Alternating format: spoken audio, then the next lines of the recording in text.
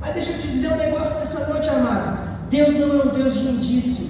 Deus é um Deus de façanha. Sabe qual é a diferença de um indício para uma façanha? O indício você olha e enxerga o que está para acontecer. A façanha você experimenta o acontecimento. Você viu porque aconteceu. Aconteceu diante dos seus olhos. Nessa noite Deus quer fazer diante dos seus olhos. Não importa a sua idade. Essa foi a palavra que Ele me deu enquanto eu meditava, para poder trazer essa mensagem para você e para mim. Que não importa a idade que você tem, se você é muito jovem, se você se sente muito velho, porque na presença do Senhor a gente nunca é velho. Quando a gente vai envelhecendo, aqui na igreja a gente costuma dizer: eu não me torno um idoso, eu me torno um diamante. Eu sou um diamante da presença de Deus, eu vou ficando mais precioso. Mas não importa a idade que você tem, nessa noite Deus quer te dizer algo. Ele tem algo especial para você. Ele ainda tem algo para te dar. Ele ainda tem algo para derramar sobre a sua vida. Glória a Deus. Eu quero te convidar a abrir a Bíblia no livro de Joel. Joel capítulo 2, a partir do versículo 28 até o 32. Glória a Deus. Aleluia.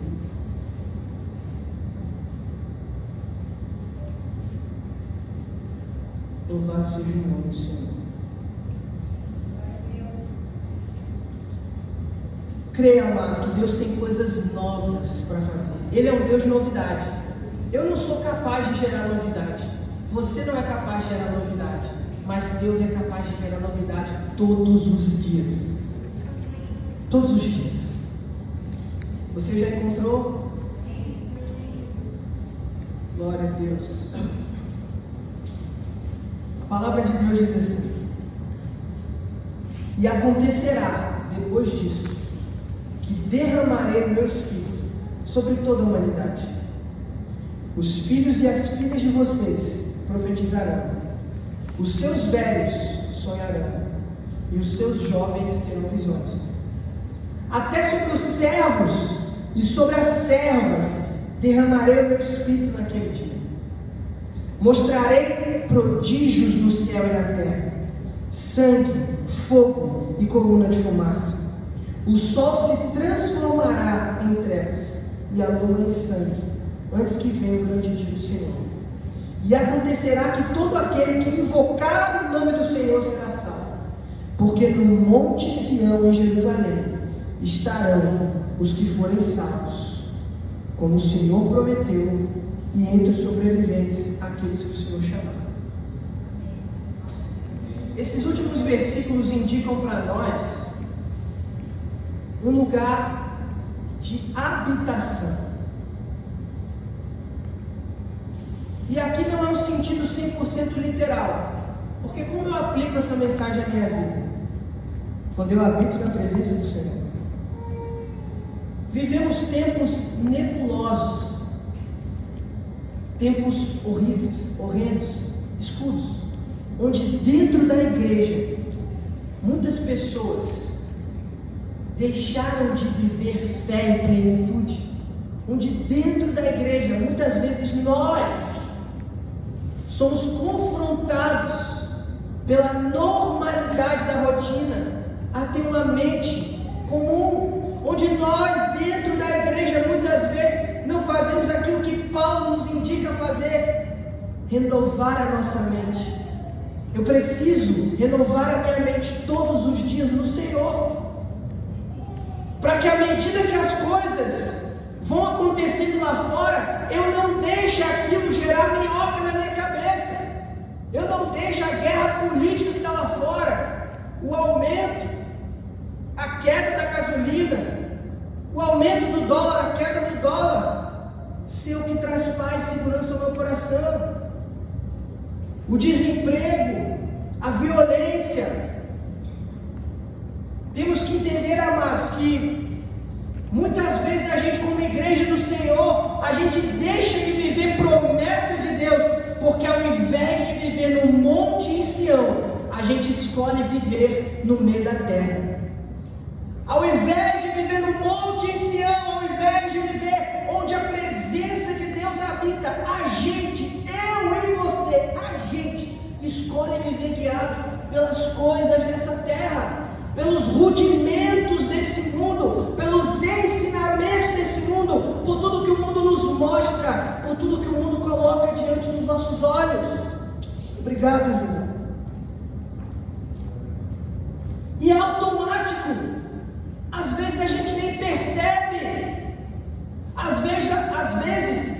gente se deixa levar por uma rotina de vir para a igreja às quartas-feiras, de vir para a igreja ao domingo, de não esperar nada mais da noite que você sai de casa para vir para a igreja, do que cumprir uma rotina, do que cumprir uma tabela, ou do que simplesmente você está na campanha das 7 semanas, simplesmente vir aqui para receber a oração da campanha. A oração da campanha é importante, a oração da campanha é muito boa. Deus pode mudar a tua vida através disso, mas Ele te trouxe aqui nessa noite para algo além disso. Ele te trouxe aqui nessa noite para te dar um novo propósito, um novo rumo para a tua vida. Ou se você já experimentou desse rumo que Ele tem para você, para alinhar eu e você com o propósito dEle. Meu irmão, viver na presença de Deus, viver sobrenatural, não é o que a gente tem experimentado. Eu tenho me entristecido às vezes com a minha própria vida com Deus, porque eu sei que Deus pode dar mais. Eu sei que Ele é uma fonte inesgotável. E às vezes eu busco a Deus como se Ele fosse uma fonte de manutenção. Eu só busco a Deus para me alimentar do que é preciso para continuar. Eu só busco a Deus para me alimentar do que eu preciso para simplesmente descansar, para amanhã eu voltar para a mesma rotina, para amanhã eu pensar, olha, eu descansei, mas o meu dia vai ser a mesma coisa que foi ontem. Eu não sei você, mas às vezes eu já me peguei em alguns momentos assim. Se você não, glória a Deus pela sua vida. Vamos como igreja avançar e viver mais momentos intensos na presença do Senhor. Mas queridos, escute, a gente está falando de um Deus que no final da vida de Ezequias, quando Ezequias estava adoecido, ele leva Isaías na presença de Ezequias e usa Isaías para falar com ele o seguinte: olha só, até os jovens que vivem segundo o rudimento dessa terra, até os jovens que vivem com seus olhos naquilo que é humano, se cansam. Mas aquele que espera no Senhor, renova suas forças. Meu irmão, você consegue entender o que é ter as forças renovadas no Senhor? Você consegue entender o que é ter uma energia do céu injetada na sua vida? Será que a gente consegue, como igreja, compreender o que é ter uma fagulha do Espírito Santo, do fogo do Espírito atiçada no nosso coração, começando a arder? Deus tem nos convidado para um novo tempo, um tempo de vamos experimentar dessa fagulha ardendo no nosso coração. E preste atenção no que a palavra de Deus diz lá em Levítico: o fogo arderá continuamente no altar. O teu coração é o altar de Deus. Deus não te chamou, não te trouxe para viver vida nele, para que o teu coração tivesse um fogo médio. Deus não te chamou, não te colocou na presença dele para que o teu coração tivesse um fogo baixo. Ele quer tacar fogo na tua vida. Ele quer fazer com que você seja alguém que caminhe, e eu que caminhe de glória em glória, sempre avançando, porque a obra dele a gente não faz com as nossas mãos, a obra dele a gente não faz com as nossas ferramentas, a obra dele a gente faz com aquilo que vem do céu. É o pão que vem do céu que me alimenta. Jesus disse: a minha vontade, o meu alimento é fazer a vontade do Pai. Perdão, eu entendo uma coisa, amado. Quando Jesus fazia a vontade do Pai, as forças dele eram renovadas. Quando Jesus foi para o Getsemane, ele quis entregar, ele quis falar: Pai, se preciso, passa de mim, mas contudo que a tua vontade se cumpra. Quando Jesus sai do Getsemane, desce daquele monte, sai daquele momento na presença de Deus, as forças dele já haviam sido renovadas. Aquele sentimento que ele tinha de pedir para Deus para que o cálice fosse passado já tinha sido deixado para trás. Jesus já esqueceu. Jesus vai com coragem, com força, com velocidade atrás do propósito que Deus tinha dado para ele.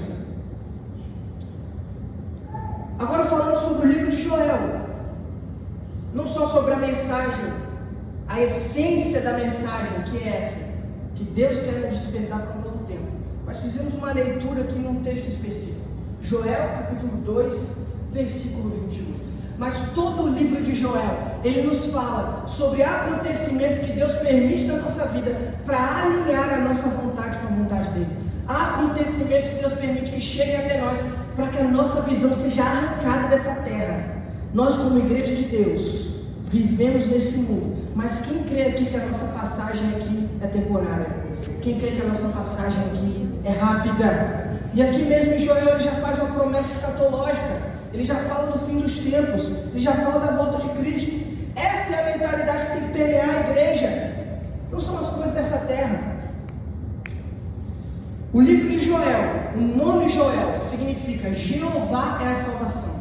Se você olhar para todos os profetas da Bíblia, você vai ver que todos os profetas, seja maior ou menor, eles apontam para Cristo. O significado do nome dos profetas aponta para Cristo. O significado do nome de Joel, em específico aqui falando, aponta para Cristo. Joel, o nome dele significa que Cristo é a salvação. O homem Deus é a salvação. É nele que tem que estar os nossos olhos. É nele que a nossa esperança tem que estar ancorada.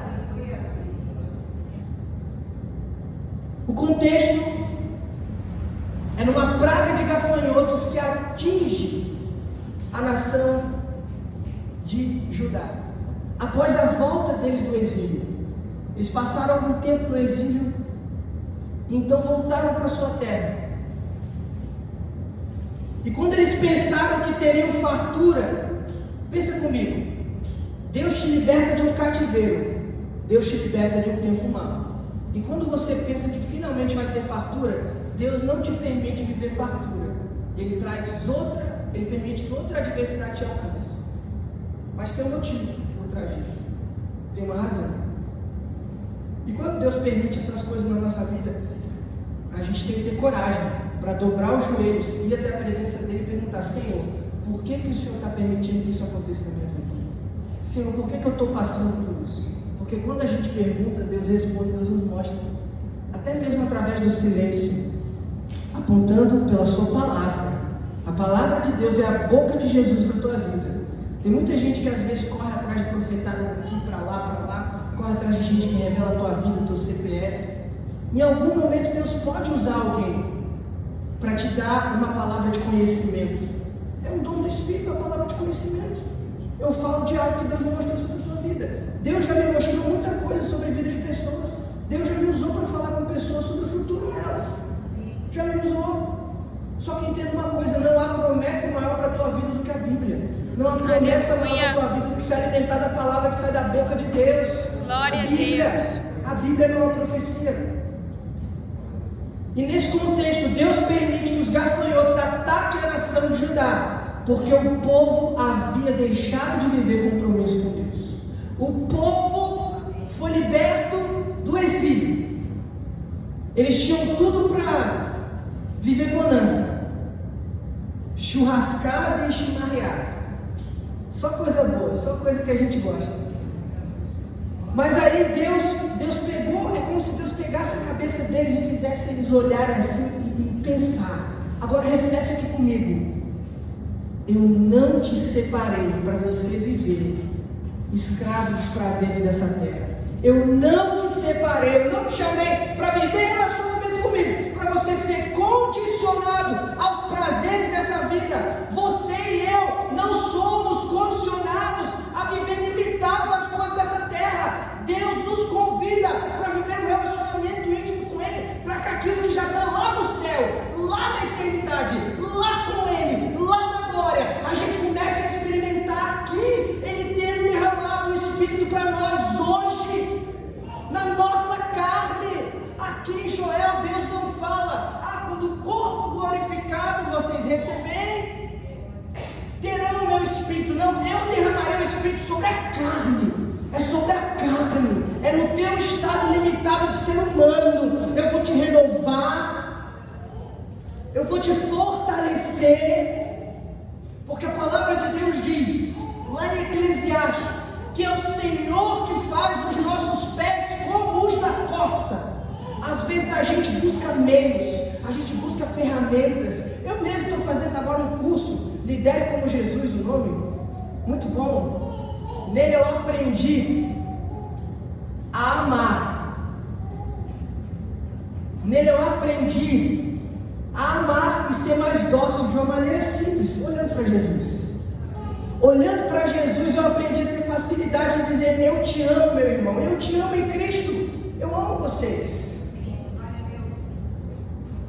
Mas entenda uma coisa, amado, se eu olhar para essa terra, se os meus olhos estiverem aqui, se eu achar que o relacionamento que eu vivo com Deus é para receber bênçãos aqui, e toda a minha esperança, toda a minha felicidade, todo o gozo, toda a alegria do meu coração está limitada às coisas desse tempo, Paulo já diz lá no Novo Testamento: se eu viver dessa forma, eu sou o mais miserável de todos os homens. A palavra de Deus diz: se eu acho que as bênçãos de Deus são para esse tempo, são para eu receber coisa desse tempo apenas, eu sou um miserável.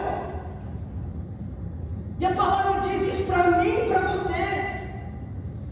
Nós estamos hoje numa quarta profética, e ser profético é isso, é apontar para a palavra. O que eu mais tenho pedido para Deus, quando eu vou diante da presença dEle, quando eu venho preparar uma pregação, quando eu vou falar para o povo e quando eu quero ouvir a voz dEle, para mim, principalmente, é Deus me mostra onde eu estou errando, porque eu quero receber o Teu Espírito sem medida. Eu não quero mais ser limitado, eu quero receber Tu agora sem medida, eu quero receber o novo do Teu Espírito, eu quero receber as Tuas promessas para a minha vida. Chega de viver olhando para o homem, olhando para as coisas dessa terra, limitando a nossa visão a coisas pequenas.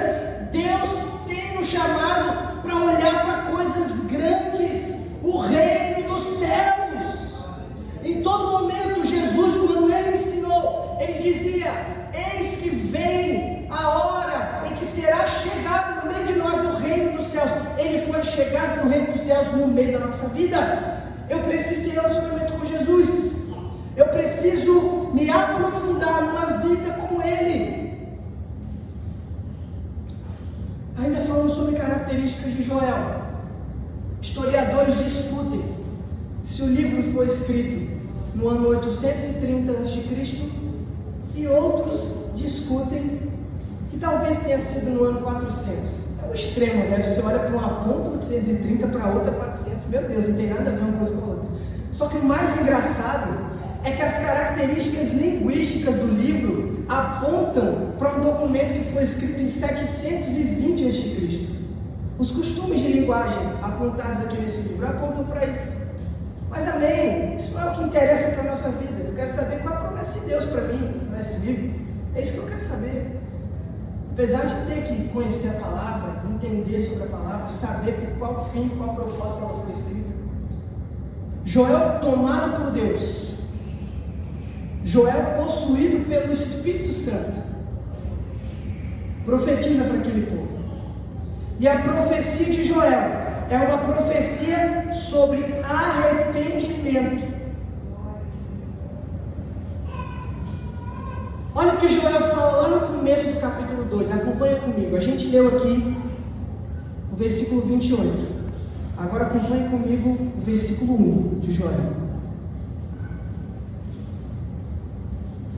Para você ter uma ideia, amado, como a igreja estava naquela época.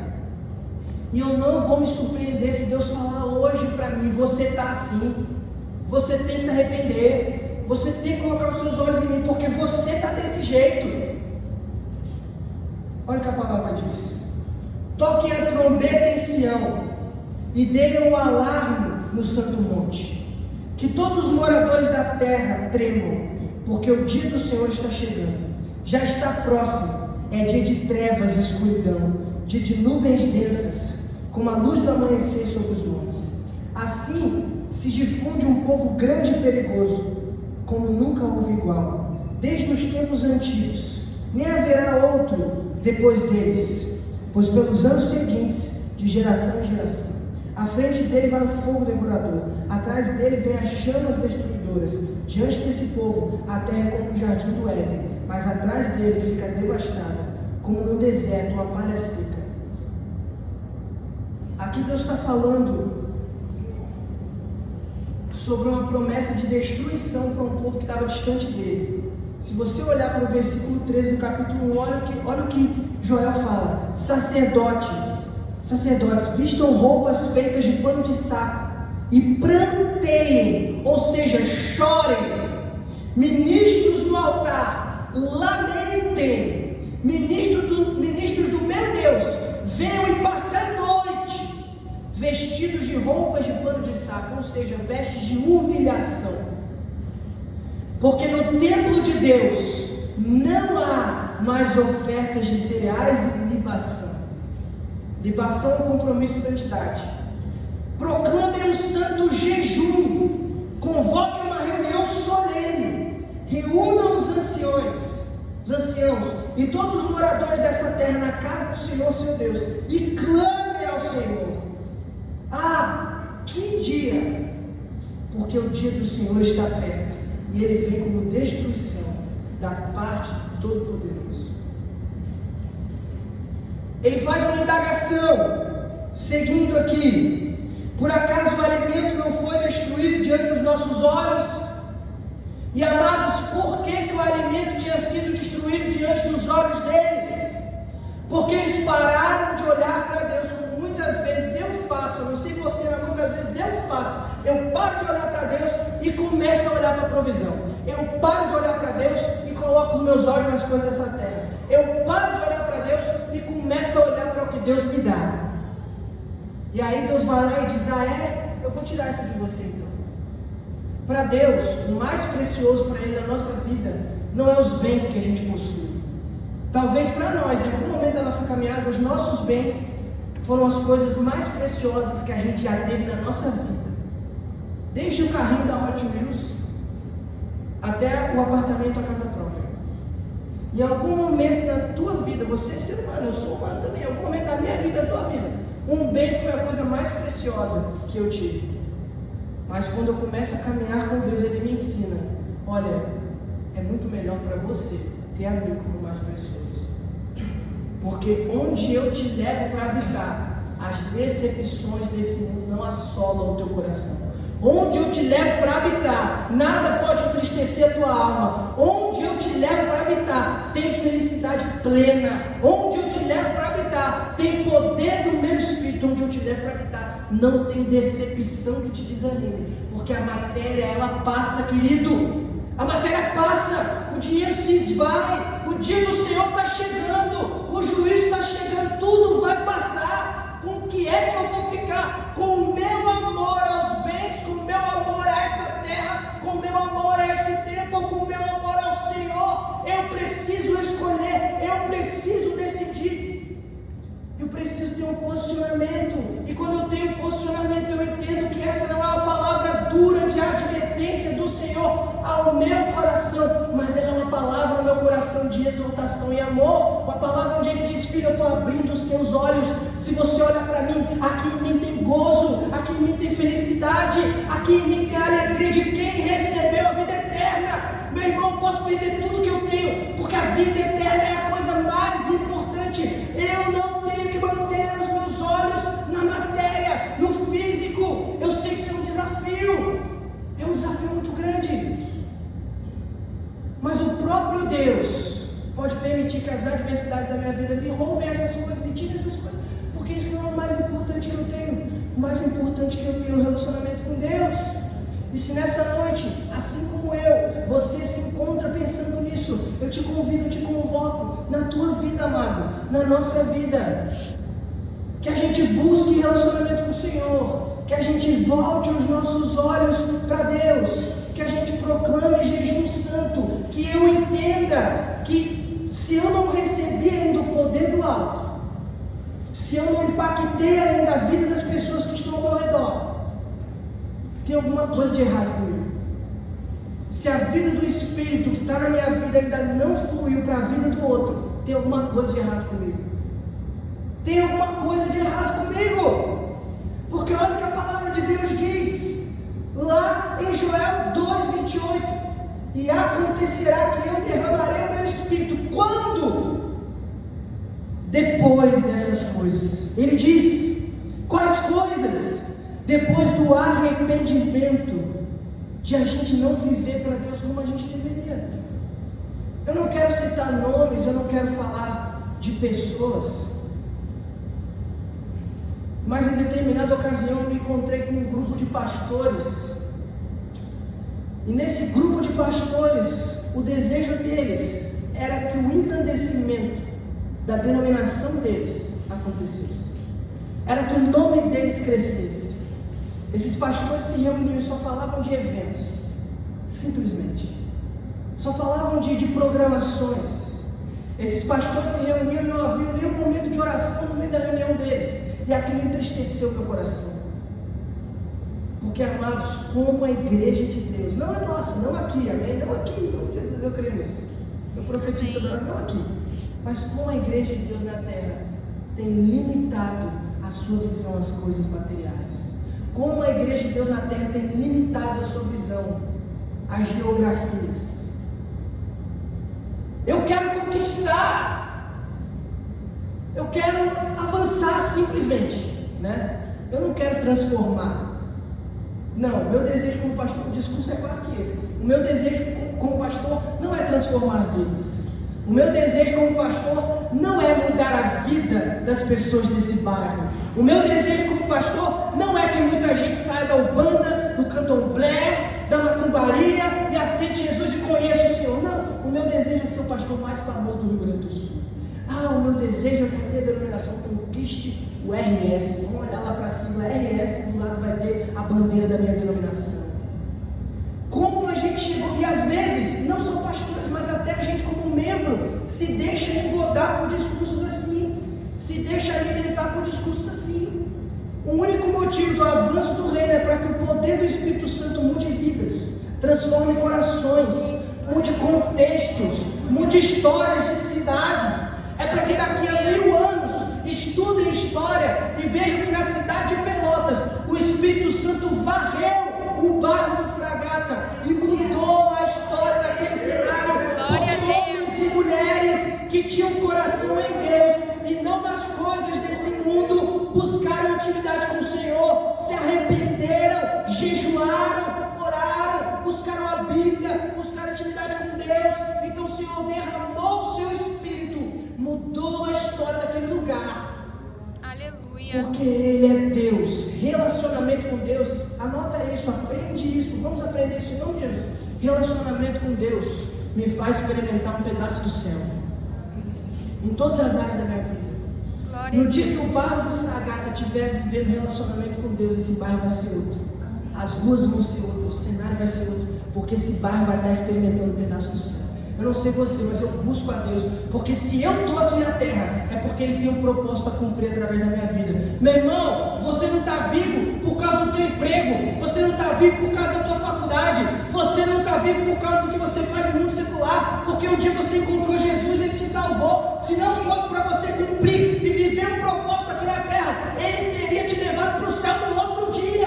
Você estaria lá na glória com Ele já, porque você é salvo, você é santo, você é separado. Nós não pertencemos a esse tempo, nós não pertencemos a esse século jaz no maligno. Será que eu quero ter parte com algo que jaz no maligno, ou algo que é celestial, ou algo que é da glória, ou algo que é do meu Senhor? Eu quero ter a natureza dele, que vê o reino dele, eu quero ser consumido por ele. Aleluia. Pouco importa as coisas desse mundo. Eu não estou dizendo que você não tem que continuar com a tua rotina, continua com a tua vida, mas viva na expectativa de ser arrebatado, viva na expectativa de ser usado por Deus. Continue a tua rotina, continue onde você está, mas seja um missionário lá, seja uma ferramenta de Deus para tocar vidas, seja uma ferramenta de Deus para mudar realidades. Talvez você está me escutando nessa noite e não está se sentindo capacitado, mas não é um lugar que você acessa, não é uma atitude que você toma, é o poder do Espírito Santo que você recebe, que te habilita, te capacita. Glória a Deus. A gente está tão defasado e olhando para tão longe como igreja, que nessa mesma reunião, eu ouvi um pastor desdenhar, fazendo o uso das línguas originais que ele tinha, dos demais pastores, falando: porque Paulo usa a palavra habilitar. Eu não sei se vocês sabem isso. Eu falei: meu Deus, o conhecimento das línguas originais, o conhecimento da Bíblia, não é para orgulho, não é para vaidade, é para a gente conhecer melhor a Deus, é para a gente se aproximar mais do Senhor. Eu preciso conhecer, não para eu me engrandecer, mas para eu diminuir, para que Ele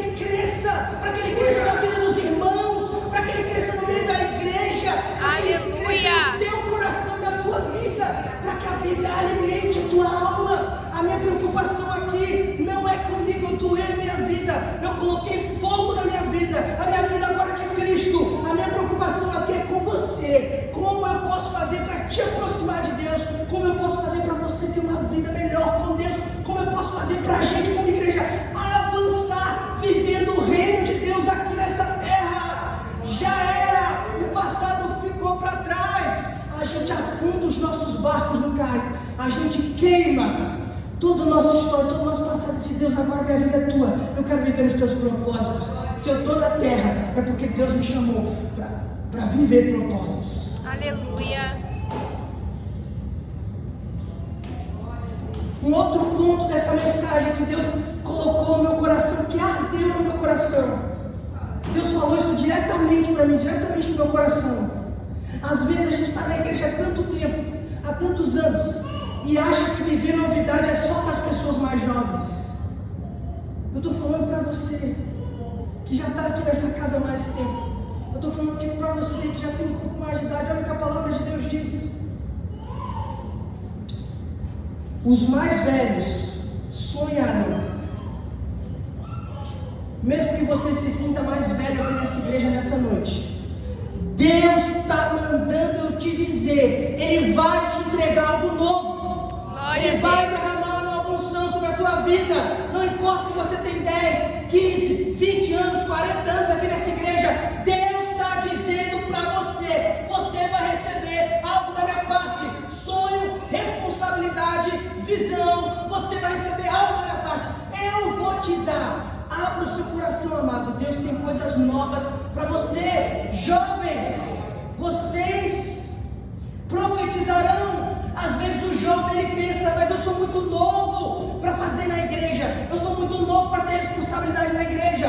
Deus está falando para você: não te preocupa, eu te capacito, eu vou te entregar algo, eu vou te dar uma responsabilidade e vou fazer você ser capaz de cumprir essa responsabilidade. Vou te tornar capaz, eu vou te capacitar, porque através do poder do Espírito de Deus.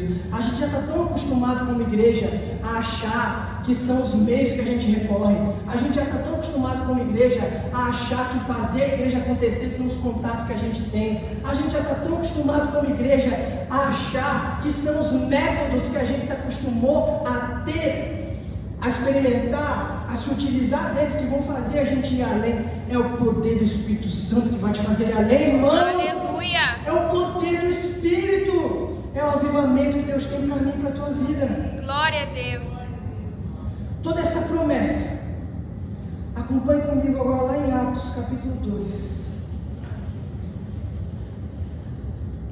Glória a Deus. Atos 2. Quando eu falo de hermenêutica, hermenêutica é a organização dos acontecimentos dos livros da Bíblia. A teologia fala sobre hermenêutica. A hermenêutica é, por exemplo, eu dizer para você que o que aconteceu em Joel aponta para Atos 2. Mas, amado, a hermenêutica não é mais forte que o poder de Deus. Eu te digo com propriedade.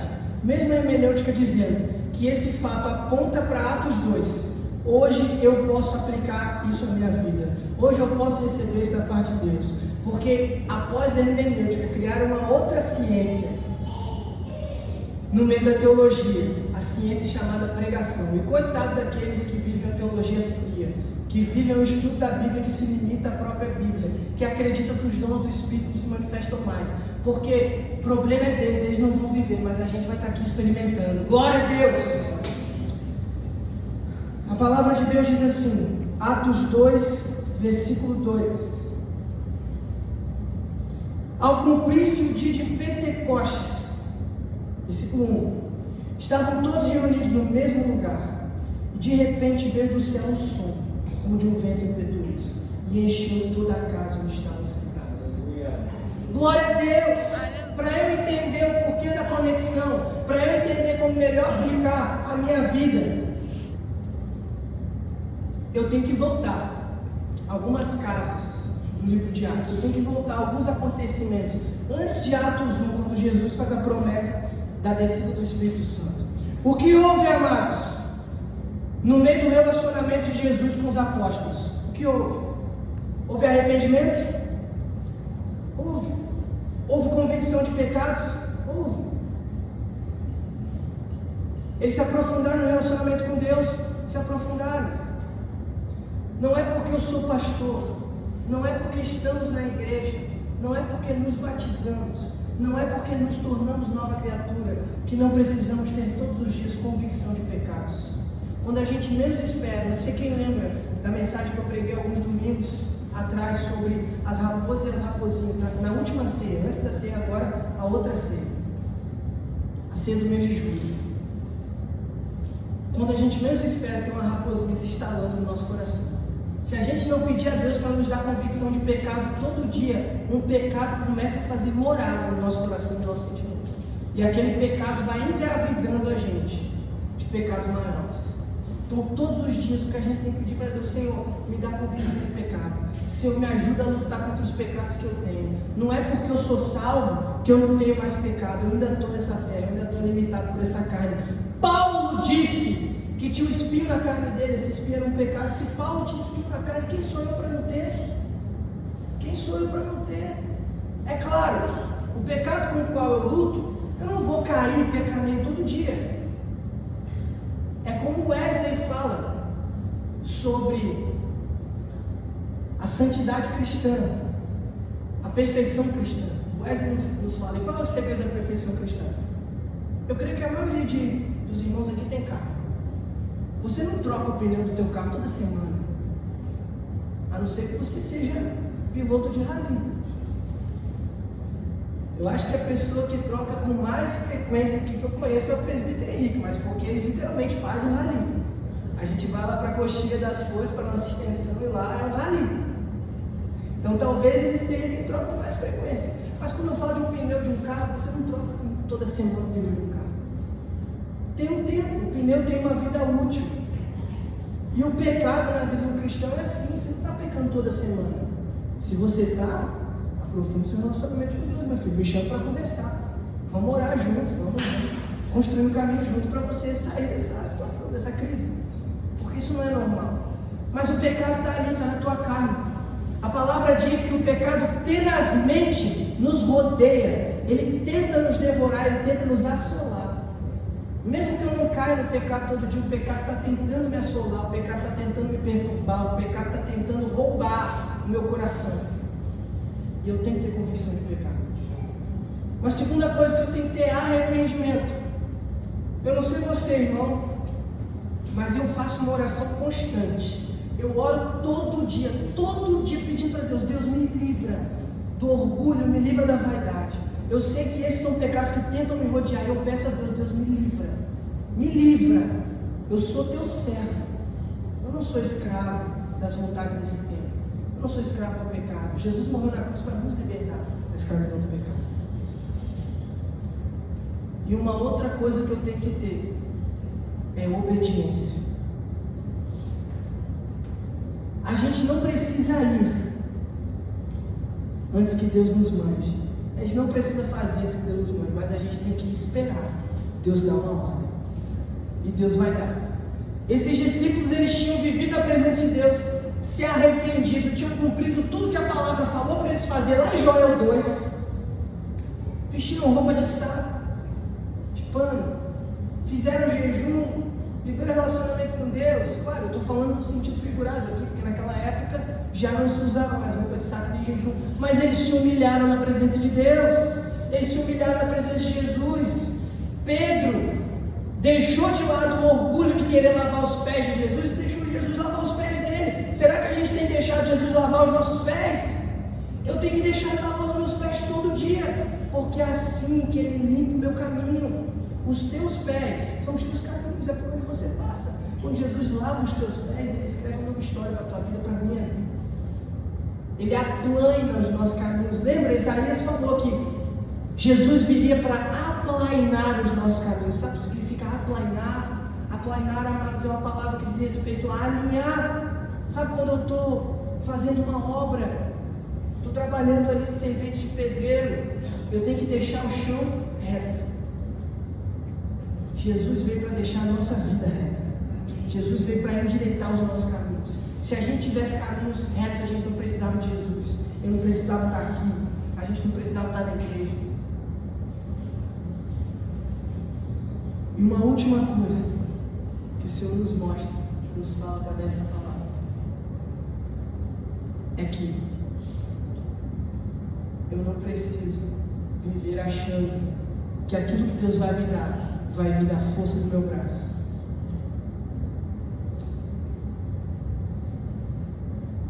O meu desejo hoje, eu não sei qual é o teu, é me aprofundar no relacionamento com Deus.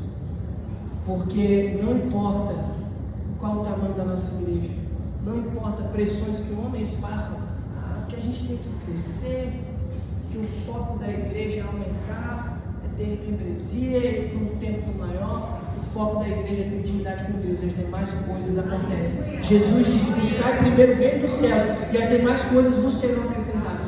O foco da nossa igreja nesses próximos 2 anos é maturidade. É isso que a gente está estudando na EBD. Primeiro a gente vai ficar maduro, e o fruto que Deus vai gerar através de nós vai ser comestível para a vida das outras pessoas. As pessoas vão poder se alimentar daquilo que Deus está fazendo na tua vida, dos teus testemunhos, das vitórias, das bênçãos do teu relacionamento. Fique de pé, eu quero orar com você. Glória a Deus.